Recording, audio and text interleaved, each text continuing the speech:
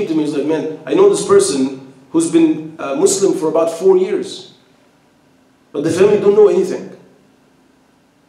And they kind of trying to figure out what is the best way to bring it up. I said, listen, if you think the family is going to have an issue with it, it's okay. It's fine. And Allah Alam, you know, Shaykh Azhar, correct me if I'm wrong, it's not a condition for the entire community to know, or your family to know. If it's going to be some harm, khalas, just keep it. Mus'ab understood, and the Prophet ﷺ never told him. The Prophet ﷺ himself wasn't hiding. It was private da'wah, it wasn't public yet. Yeah. You know. So, when Mus'ab hid it from his mother, he was doing that for a reason. But subhanAllah, the news leaked.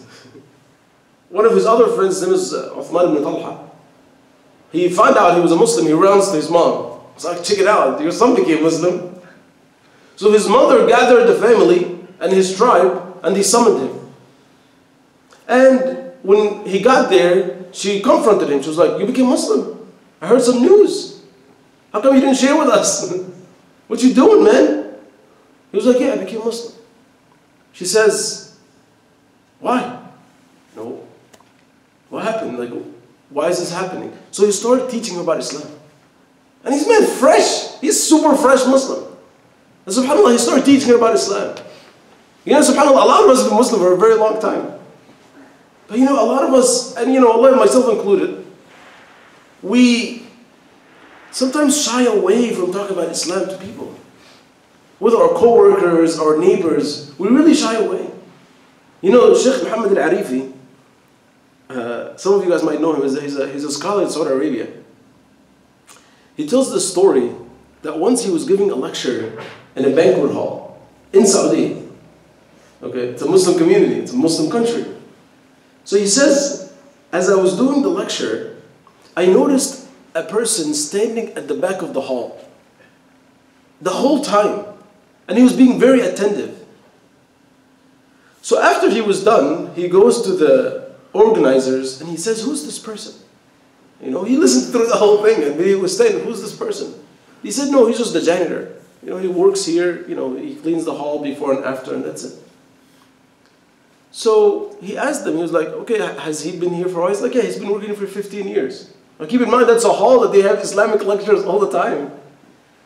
And he was like, is he Muslim? They were like, no, he's not Muslim. And the Shaykh was like, why not? Why isn't he a Muslim? And the guys were like, I don't know. So he was like, Shaykh went to him and says, you know, what's your name? My name is this and that. You know, do you know about Islam? He was like, yeah, I've been listening to a lecture for the last 15 years. I know a lot about Islam more than other Muslims. Of course I know a lot about Islam. So the Shaykh was like, interesting, you know, how come you didn't accept Islam? You know what he said? Oh, this is so fascinating. He was like, I want to, but nobody ever asked me. He was like, nobody ever asked me to become Muslim. So Shaykh was like, would you like to become Muslim? He was like, yeah, I would love to. He was like, hey, come with me. He takes him to the front and he becomes Muslim. He subhanAllah, sometimes wallahi, people are ready, actually certain people are ready to accept Islam. We just need to ask. You know, guys, if you don't know, we're all over the news. Okay, we're everywhere. People by now know what Islam is. But they might have a distorted idea of Islam. Mus'ab ibn Umair was a fresh Muslim. A young guy in front of probably the most powerful woman in his life, his mother. You know? We can't even talk to our mother sometimes, or our parents. But he stands there and he tells her about Islam. You know what she does? She smacks him. She slaps him across the face. She was like, how dare you talk about Islam in this gathering? It's your family and your elders. You know, who do you think you are? And that's when she takes him and she chains him up in one of the corners of her house. She chains him up and she puts him in a corner. She was like, you're not leaving. You know, you're done with this Islam thing. So he stays there for a while. You know, chained up, locked up in one of the rooms of the house. And then he hears the news of Muslims started to migrating from Mecca to Al-Habasha, to Abyssinia, by the command of the Prophet. So he managed to escape and he goes with them. He managed to escape and he goes with them. And he spends some time there. And then there was some rumors that happened where a lot of people thought that the people of Mecca all became Muslim. There's an incident in Surah Al-Najm. I'm not going to mention it, but essentially the Prophet ﷺ was reciting by the Kaaba, and at the end of Surah Al-Najm, Allah subhanahu wa ta'ala says, فَلْيَسْجُدْ وَلْيَقْتَرِبْ. So the people of Quraysh were listening to this, and the Prophet ﷺ prostrated, and they all prostrated with him. Right? It's a fascinating story. But essentially when that happened, a lot of people thought that the people of Mecca became Muslim. So when the rumors spread, a lot of those from Abyssinia came back. Now when Mus'ab came back to Mecca, where do you guys think he goes? Sort it out. Like, who do you think he goes to? His mother. His mother. SubhanAllah, it's like, why? Like, dude, you know she hates you. But it's his mother. And you know, SubhanAllah, this is actually is the biggest part of his story that shows you how difficult this was. You know, it's not easy, brothers and sisters, if there's any sisters, for us to be disconnected from our mothers like that. Especially our mothers. With all respect to the fathers here. We just have this love for our mothers. And it hurts. Imagine one day, your mother says, you're not my son anymore. And you either have to choose between the most important thing in your life, which is your deen, your religion, and the relationship with your mother. But Mus'ab, as a young guy, he was like, no, I'm going to go to my mother again. And then he goes to his mother again. And now he's about to give her da'wah one more time. He says, oh my mother, come with me. Believe in Islam. She was like, no way. No way. And she said, I will chain you up again. And Mus'ab says something very interesting. He says, oh my mother, I swear to you, I will kill every single person that you use to chain me up. He was like, if you bring any of these guys to lock me up again, I promise you, I will kill all of them. And his mother realized, like, oh, that's no joke. I mean, this guy is just not becoming, this is just not like a new thing and he's going to get out of it. Right? He's actually very serious. And that's the moment she realized that he's not going to go back. He's not going to leave this Islam. This Islam, this religion penetrated his heart like nothing else. That he was willing to sacrifice the relationship with his own mother for that. And that's when she told him, she was like, okay, that's fine, but you're not my son anymore. You're not my son anymore. That's it. That's it. That's the end for us. But again, put yourself in his shoes. Wallahi guys, I cannot imagine. You know, may Allah subhanahu wa ta'ala bless all our mothers. Allahumma ameen. But like, I cannot imagine what's going to happen, you know, if something happened to our mothers. And I know there's some elders here, some perhaps, you know, mothers might not be still around. But it's so difficult. Speak to someone who lost his mother. It's very hard. And it's harder to lose her while she's alive. So if she dies, khalas, alhamdulillah. That's it, everybody's going to die eventually. But Mus'ab ibn Umayr loses his mother while she's alive. She was like, I don't want anything to do with you. That's harder than death. SubhanAllah. But he sticks around. He was like, I can't leave this deen. I can't leave the Prophet. You know, if you were to summarize the story, I really think the story of Mus'ab is a story of sacrifice. You know, after this, you know, shortly after, the companions one day saw Mus'ab. And he was walking in Mecca. And his clothes were so messed up. You know, and they started to cry. They're like, this is not the Mus'ab that we know. He used to wear the best clothes. He used to have the best, you know, outfits. He used to smell the best. But now we see him and there's like patches all over his clothes. He doesn't look like what we know. The Prophet ﷺ looks at them and he says, I know that he did all of this only because he loves Allah and His Messenger. Sallallahu Alaihi Wasallam. Sacrifice. Now the question for us, you know, it's a cool story. What have we sacrificed for our deen? You know, we're not asked to fight, alhamdulillah. There's no war here. Actually, if you would compare what we are asked to sacrifice compared to what the companions had to sacrifice, it's so little. Some of us just have to sacrifice what? Some money? Have to sacrifice some sleep? We have to sacrifice, putting some time into the masjid, putting some time into the community. Maybe I have to sacrifice moving a little bit closer to the masjid so my family can be closer to the masjid. Maybe I have to sacrifice sending my kids to the masjid on a regular basis. Alhamdulillah, we're the people of the masjid. You know what, you guys are all here. But there might be other sacrifices that every single one of us can do.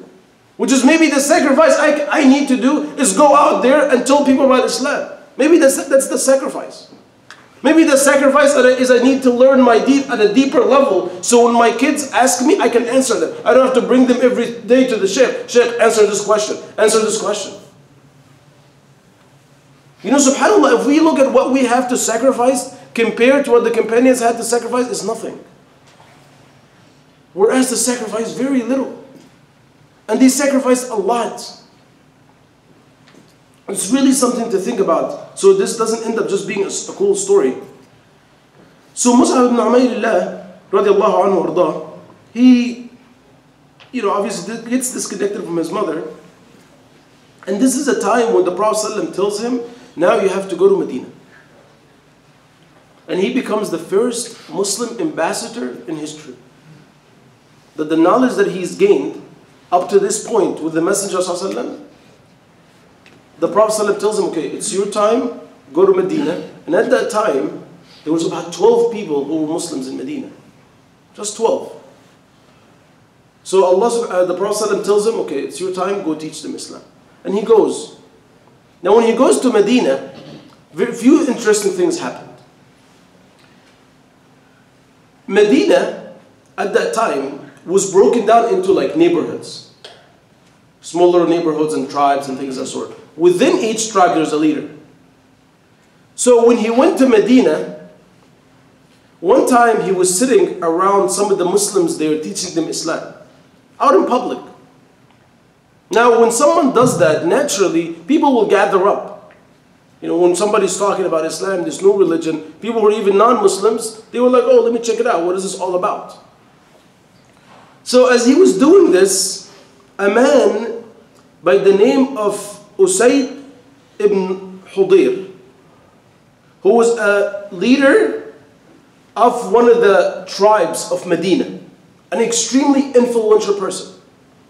He sees Mus'ab ibn Umayr radiallahu anhu talking to people and telling people about Islam and preaching and all that stuff.